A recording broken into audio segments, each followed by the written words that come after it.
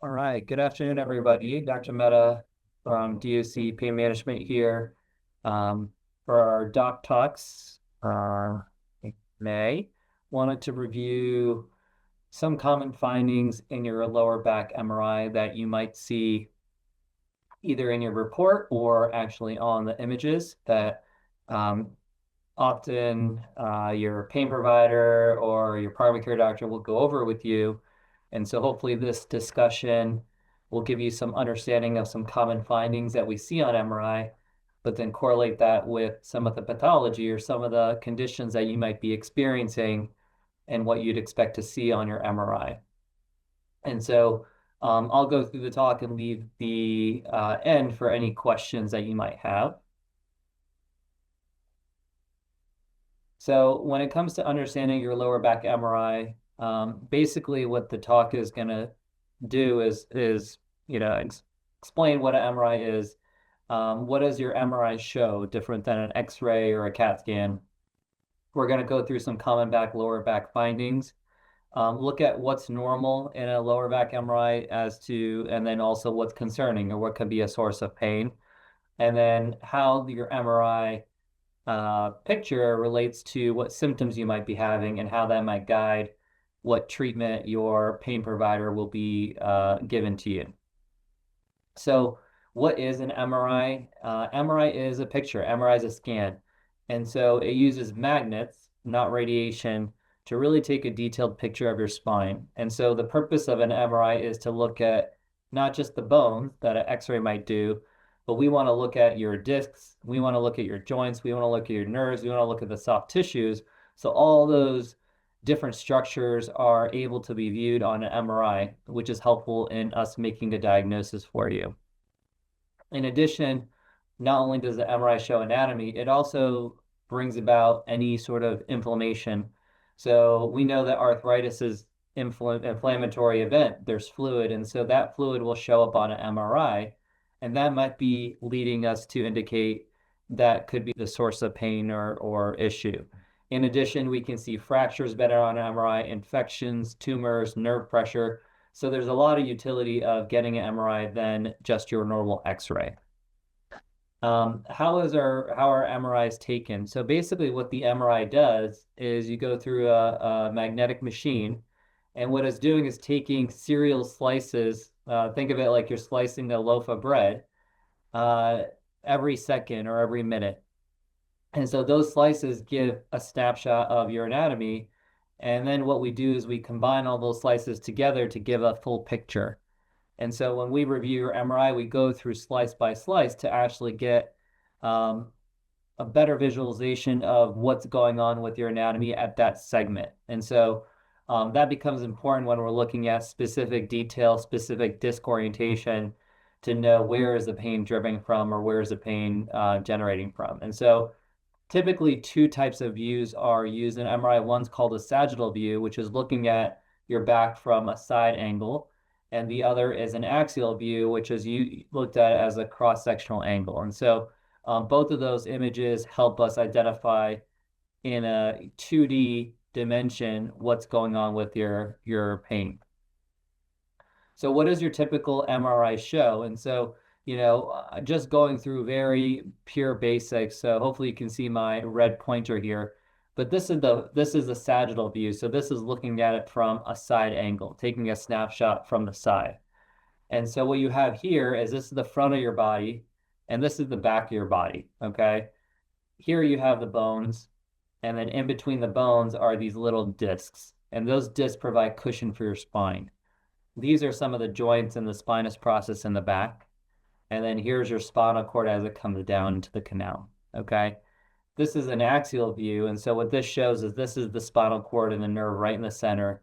Here's your discs in front of the spinal cord. And then here are the joints in the back. And so here are your soft tissue and your skin is back here. So all these are important things that we like to look at and the anatomy that we like to look at to see where in this MRI, are there issues of inflammation and irritation that we can hone in on? So some common questions that patient asks me when we're talking about MRIs and looking at MRIs is that number one, there's so much information in this MRI. There's all these technical language and terms that I don't understand, but it sounds very scary. Is there something really wrong with my back? And so, this is a very common question. And I often tell my patients that, the MRI, the radiologist that reads the MRI and provides the report is supposed to indicate everything that the radiologist is seeing, right? And so, with that being said, not everything that is seen on the MRI is concerning or is an issue. And so we use the radiologist's report as a guideline, but then it's very important that we look at the MRI and then more importantly, correlate that with your symptoms to see, is this really of importance? Is this a signifying issue that we need to be worried about? Or is this something that is normal for your age or for for what we expect? Will my MRI look worse as I age? Oftentimes arthritis, as we know, disc pain progresses, but um, many patients of mine, as long as they stay active, well engaged, you can, despite having those findings progress over time, the pain gets better, or the pain stays stagnant. And so, not is it always concerning that as we age, our MRI is going to get worse, and then our pain is going to get worse. Do I need another MRI? So really what I do is I get MRIs for multiple reasons. One is to help me diagnose your pain. One, to see if there's worsening symptoms of your pain, we might need an MRI to see what has changed from your previous MRI. And then third, I often get MRIs to help me identify what injection will be better for you or what surgery might be better for you. And so that helps kind of dictate our plan of care. And so x-rays are great as a starting point to look at the bones, but the MRI, especially in our specialty, is important in driving the next level of care for you as a patient. What words you might see in your report? One is an indication. Indication means, why are we ordering this MRI? The next is different findings, right? So they usually indicate in a radiology report, this is a normal finding. This is mild, moderate, or severe type of arthritis or irritation. The radiologist will give you an impression. So they'll give you a short summary, not their diagnosis, but a summary of what they found. And then unremarkable means like this is a normal finding. And so we kind of look at this report, but most importantly, look at the images to determine this is what's driving your pain, and then talk to you about your questions and where your pain is to see if there's a correlation in what is going on. So, common findings on MRI as we get older, we expect aging to play a role in our anatomy. And so what that means is it's normal for the discs to shrink in size. It's normal for them to almost dehydrate or lose a little bit of that bone, that elastic quality.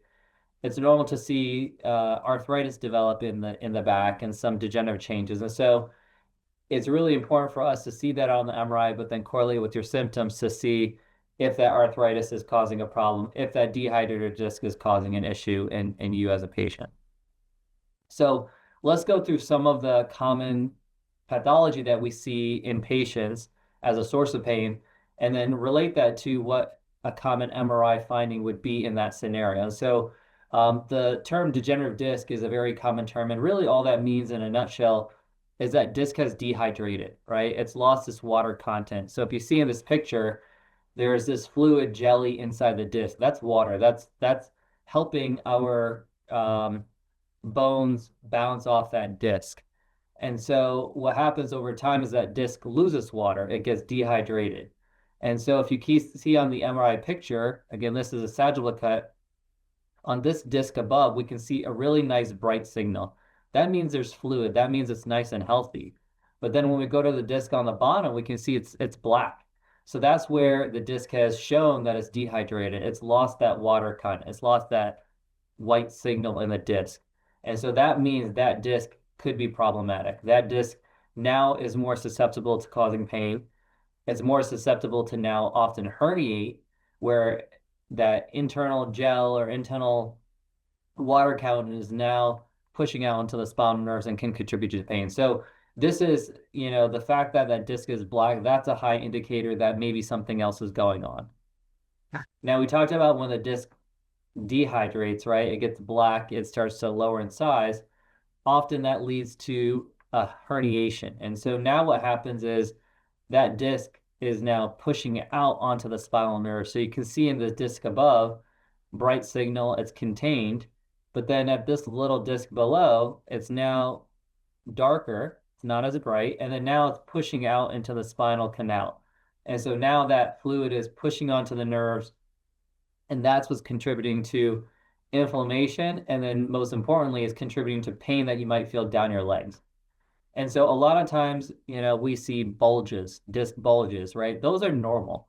It's normal for the disc to bulge out and in depending on what you're doing. So those are all normal findings. When we see a herniation, that's when we get concerned.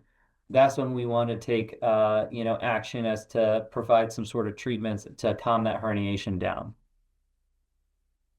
What about stenosis?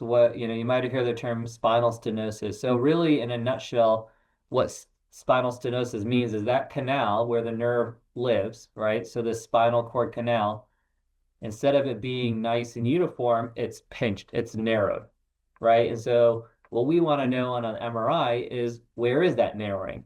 And so what we can see on this MRI, so this MRI on the left is a normal MRI.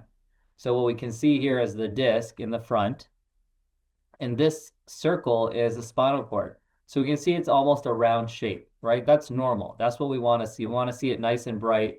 We want to see it nice and round. But then this MRI finding on the right is abnormal. And what you can see now that it's a triangle. It's not that circular shape. It's lost a lot of that fluid, that high signal content, right? So this is an area that is moderate or severe stenosis. That canal is really narrowed, and that could be the area where there's pain, right? There's also arthritis that's pinching that space, pinching that canal. So what does this mean? What do we use this MRI for? So to me, when I see this level of stenosis, I try to correlate that with your symptoms to see, okay, this is where your pain is coming from. And then one treatment might be we might do an epidural steroid shot at this level to reduce inflammation around that nerve. You might be sent to a spinal surgeon to get surgery to open up that space. So now that nerve has more room to breathe, right? So there's multiple reasons that we use this MRI to tailor your treatment approach.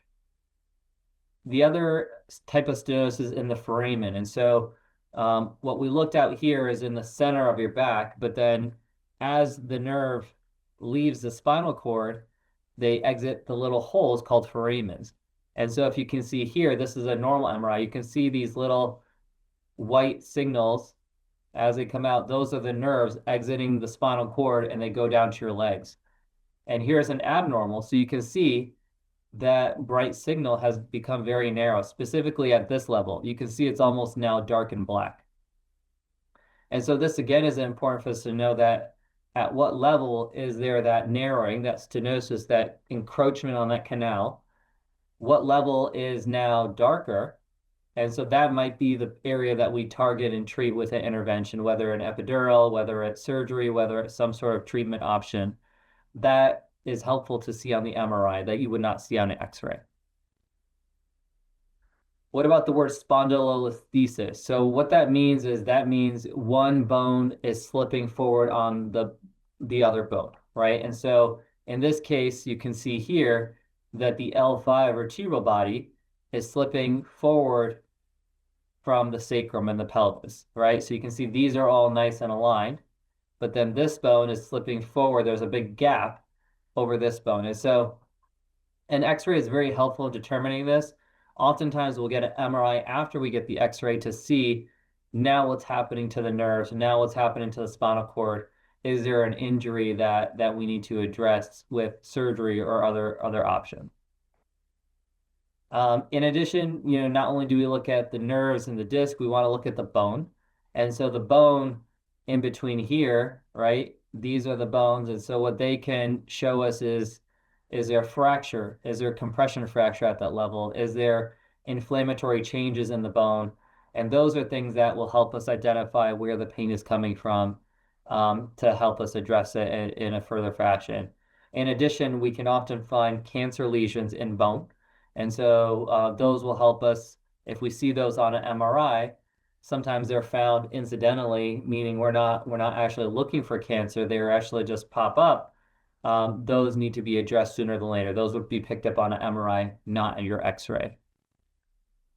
And so this is kind of going into, what may be more concerning. Anytime we see an infection, we see increased signal on the MRI, that might be an abnormal finding. Anytime we see a tumor on the bone, that might be an abnormal finding that we get concerned about. Anytime we see fractures in the setting of a fall or osteoporosis, those require immediate attention, so that we can kind of provide your care. In addition to that, we look for the arthritis, we look for the stenosis, we look for the disc to see if it's dehydrated so that we can provide some sort of conservative treatment options for you to help with your pain. And so what are the MRI findings and your symptoms? So MRI is just it's one piece of the puzzle, right? Your symptoms, what you explain to us, where your pain is, what makes your pain worse, what makes your pain better, those are all very important factors that help us correlate that with your MRI so that we can make the best treatment decision as far as where the pain is coming from. I often see MRI findings that look severe, but then the patients are walking around with no pain, or the patient's MRI does not correlate with their symptoms. And so, the MRI to us is one piece of the puzzle, part of your diagnostic workup, part of getting you to the right eventual treatment plan. And so we believe, getting the MRI sooner than later is helpful in determining the best diagnosis and also to prevent progression of disease, prevent, inflammation from building up so that we can really give you the best type of care. Again, this is going back to what our approach is. We usually use the MRIs to teach you, educate you on what's going on, but then more importantly, provide some guidance onto how we can direct any sort of treatment care. We also want to look at the MRI to determine if there's any surgery necessary, need, and that would be if there's severe weakness, bowel bladder issues, things that don't get better with conservative care. Often we get the MRI to help look for other issues that could be driving your pain. So, really the take-home points here is that the MRI is really the gold standard when it comes to looking at anything spine related. Not everything on the MRI is abnormal or dangerous or scary or problematic, right? There are normal things on the MRI that are good to see, and it's up to your provider to really look at your MRI and determine what is abnormal and how that relates to your symptoms. So I encourage you all to, review your MRIs with your provider, try to, understand the pictures and what it actually means. We have an MRI on site, so that helps get patients in sooner than later as far as getting your MRIs and allowing us to really progress and giving you some treatment options. So that's all I had from a lecture standpoint, but we'll open it up to any questions that you guys might have.